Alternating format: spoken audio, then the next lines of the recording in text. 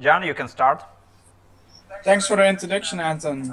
First of all, welcome to the webinar today. I will be talking a bit about the evolution of links in the eyes of Google. So I will share some insights about how Google developed their link graph, how they started ranking websites based on links, and how you need to deal with it from an SEO perspective.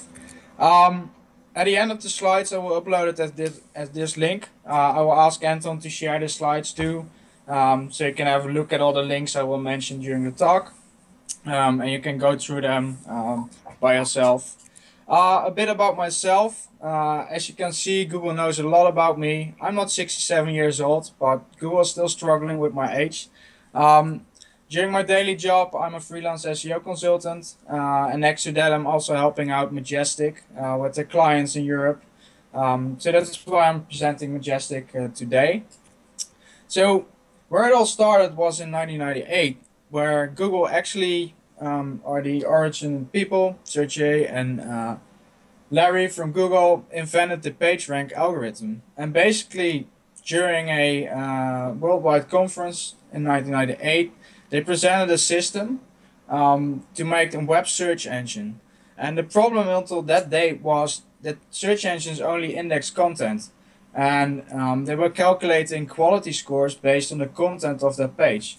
But as you can imagine, messing up content is really easy. So they wanted an additional ranking factor to make sure that information was ranked according to trust, according to quality, according to relationships between certain documents. So they came up with the PageRank algorithm. And as you can see, this is a basic representation. And what it shows is that sites that have a lot of links coming in themselves can share a lot of link value. So basically, the arguments for use of PageRank is you can actually give every URL on the web a numerical weight. So every URL has a certain value. This system is scalable, so it can be used across billions and billions of URLs across the internet. And these are relative values, so they're easy to compare, they're easy to understand for people like us, and easy to calculate for algorithms like those of Google.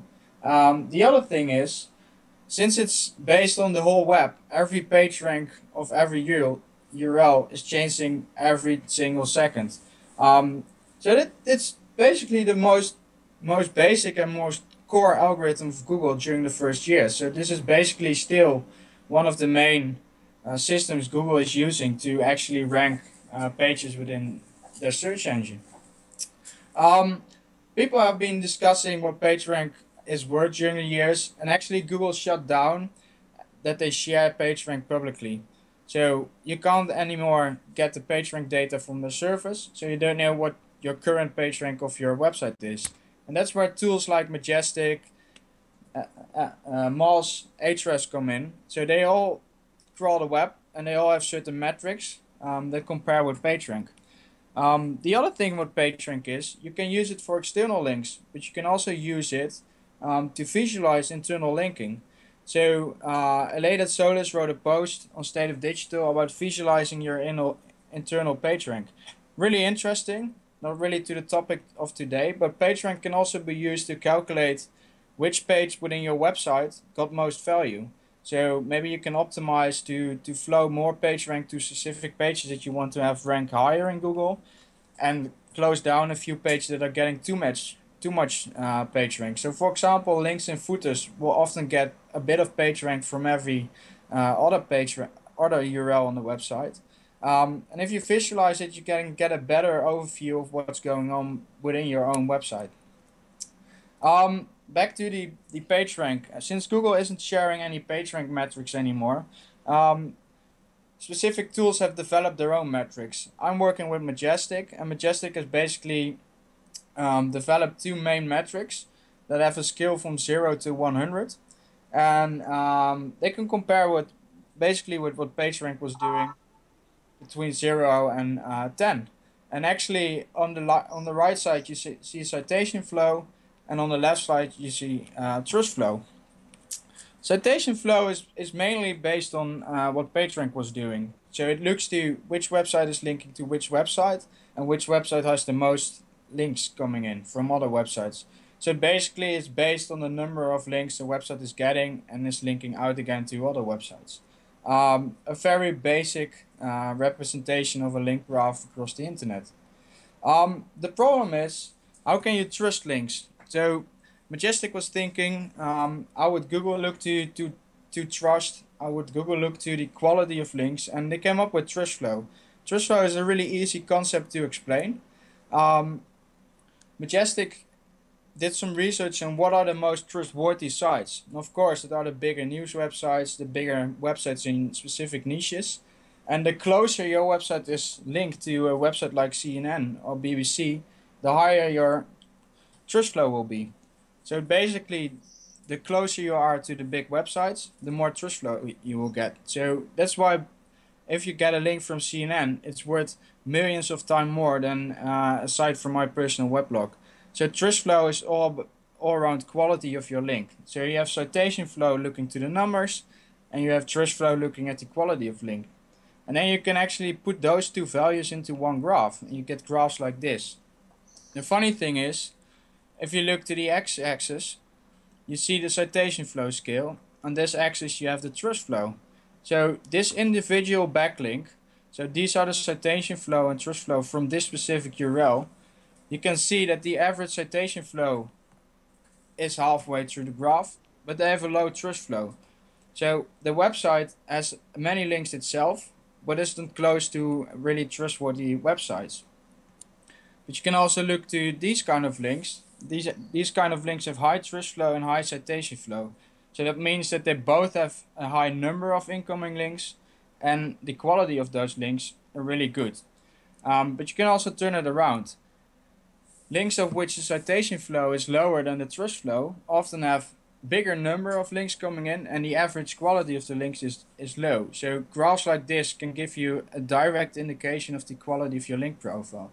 And you can actually compare these graphs with each other. So you can compare competitors against each other. You can compare yourself against competitors. And it's really important to know if you're doing the same or even better or worse than your competitors. For example, the next step is, since Google is also starting looking to the context of links, not only quality but also the context, are links relevant for your own website? Majestic came up with topical trust flow, and topical trust flow is basically mapping all the internet, every URL, based on the topic of that specific page. So you can actually get an indication of how relevant the link is within a certain topic. And for this example, Yandex is really relevant based on the incoming links for computer software, operating systems, security. But since it's in a search engine, it's also relevant for financial services and food and directories. So Yandex will be relevant for a lot of different topics, of course. But if you have a specific niche related website, or you're selling shoes, for example, you will see that you only want links relevant to fashion. And in that case, you can really see what other websites are using to link to you, and if it's relevant enough. So to summarize it up, basically Google started out with PageRank, came up with some concepts and updated PageRank by using, for example, anchor text to pass context. They used content to pass even more context, so what's surrounding a specific link. And as you can see, a tool like Majestic actually helps you to find and base and calculate back the relevance, the quality, and the number of links for your certain website, for your own website, your competitors' websites, and you can compare those values and see if you're doing a good job. So basically, Google went from calculating plain links between URLs to contextual relationships between the specific pages. The next problem for Google was we as humans versus their algorithms. So basically what happened within the SEO scene, what we as SEOs did, was creating a lot of spam. These are posts on fora filled with exact matching anchor text linking to client websites. So Google had to come up with an idea to take care of that. Since it's not natural, it's easy to detect, and Google had to find a way around it. But the funny thing is, the first actually company that came up with with doing research about spam and web spam, specifically link spam, was Yahoo. So during a conference in Amsterdam in July 2007, Yahoo presented these presentations in which they showed their research they did on web spam and how to solve it and how to deal with it. And basically they came up with 8 topics that were the main cheaters on the web. 4 of them were concerning link-related spam. So link spam, links in content spam, blogging, so we call it guest blogging nowadays, comment and forum or wiki spam. So basically making use of trust and authority. The funny thing is Yahoo came up with this first, so they were more concerned about the quality, and I think basically they wanted to make a different way of going through the link graph of the internet compared to Google. So they tried to come up with a unique project. So this is in 2007. 5 years later, Google came up with Google Penguin. So Google has been testing a lot of algorithms, a lot of ways to deal with link spam, but finally in 2012 they launched a new algorithm called Google Penguin, looking to the quality of link profiles. They actually published a blog post with the title "Another Step to Reward High Quality Sites," which is actually quite funny. So this was an update related of going after link spam, and they are talking about high quality sites. So they actually say that a high quality site is also determined by the quality of a link profile pointing to it, which makes sense if you go back to the PageRank algorithm. So during this update, they did a few things they incorporate in the algorithm. So for example, this algorithm looks to comment spam. They look to anchor text ratios. So what's the usage of anchor text, to guest blogging, if is a link paid or not, and looking to blog networks that actually link all to each other to actually upgrade their average page rank by just linking to each other. The thing you have to ask yourself is, how do they measure that? How is Google to measure comment spam? That's not too difficult. You can see what comment spam is. It's always based on a specific place within a website. You can calculate anchor text ratios. You can actually see how many anchor texts are being used and which anchor texts are being used more than the others. And you can compare it with others in the same niche. But detecting guest blogging, detecting if a link is paid, or detecting if a blog network is in place, is a bit more difficult. So Google had to come up with another thing besides the algorithm. And the funny thing is, they were not able to do it by an algorithm. So actually science was not enough to cope with our human SEO behavior. So one thing they did, they came up with a disavow tool. You can actually help Google with pointing to and identifying bad links for them. So you can actually go to webmasters to search Google Search Console and disavow links. You can actually point out the links you don't want them to count them within the algorithm. So you can also don't get a penalty for it if you disavow those links. You can actually help Google with identifying bad links. But that isn't enough anymore. People will still use spam, especially in specific niches like poker and gambling, or insurance. It's still useful to use link spam to get easy rankings. So the other thing is they needed another plan, and they came up with a completely different idea, is giving out manual penalties. So basically what they said is any links intended to manipulate PageRank or a site's ranking may be in violation of Google Webmaster Guidelines. So this sentence in one of the guidelines gave them the opportunity to actually go out and start doing manual actions against specific websites.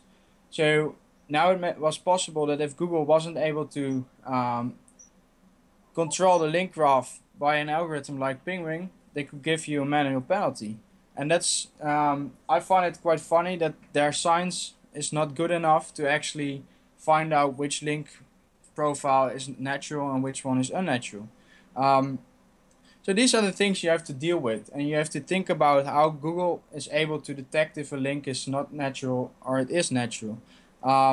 And by thinking about it, you will become more aware of what you can do and what will work and what you can't do. Basically, it's all about balance. So you need to balance your link building activities. If you want to take most out of link building activities, do all kinds of different link buildings. Use wikis, use comments, use blogging, use directories if they have a certain quality. Use relevant links, but also use non-relevant links.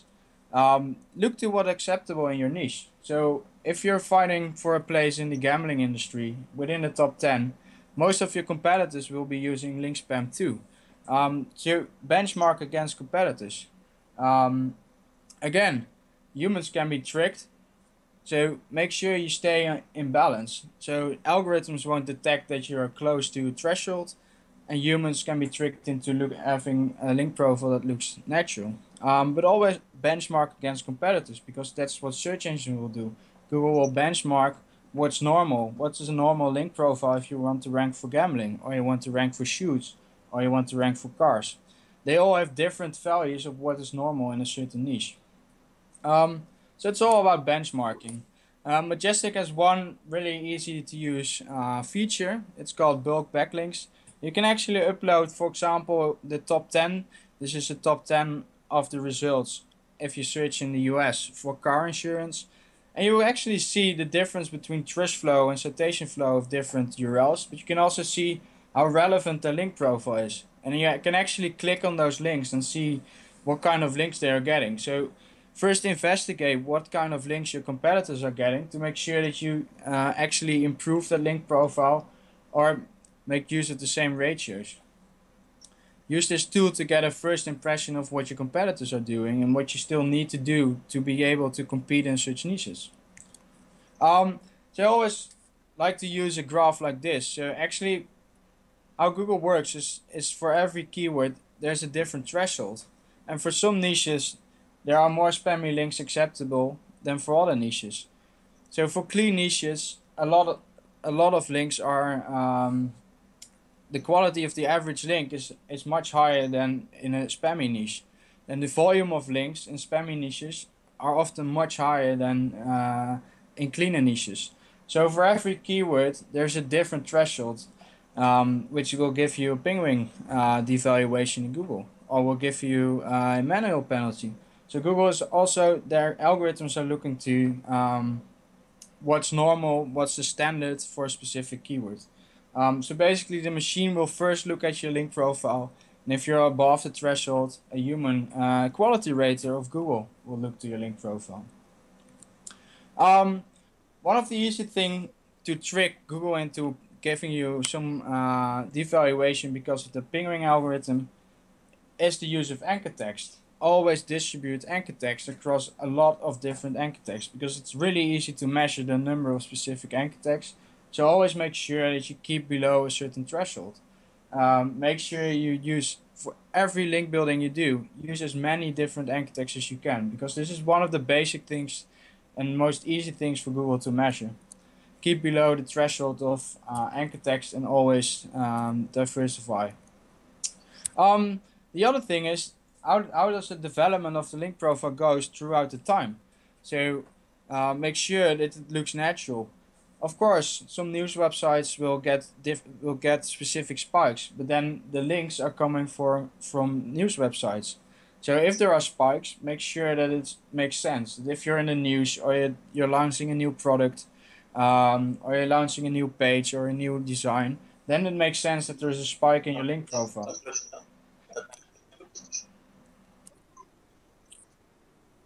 So the next thing is, negative SEO is possible. So think about that. Think about that negative SEO is something that can happen to you. Especially if you're working in really competitive niches. You really have to think about what your competitors can do with your website. So monitor closely. So I wrote once a small blog posting about how you can build a negative SEO monitoring system. And you can use functions like the development of the link profile, or the anchor text, Programs like Majestic have an API. You can use that to download the data daily and look to if it's still in balance. So for example, if you're working in the US, it doesn't make sense that a lot of links are coming from Russia from one day to another. So you can actually program triggers that send you a message that you're getting a lot of Russian links.